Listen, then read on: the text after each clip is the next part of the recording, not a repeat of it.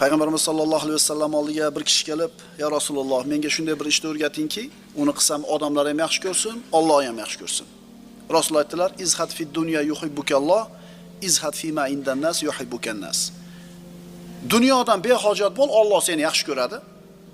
Odamlarning qo'lidagi narsadan behojat bo'l, odamlar seni yaxshi ko'radi. Qarang, odamlarning qo'liga ta'ma qilsangiz, qo'lidan ta'ma qilsangiz, odamlar yomon ko'radi, Alloh ham yomon ko'radi. Endi odamlarning qo'liga qaramang, Alloh ham yaxshi ko'radi, odamlar ham yaxshi ko'radi. Bu muammo qayerdan kelib chiqadi desangiz, odamlardan ta'ma qilishlik kimda paydo bo'ladi?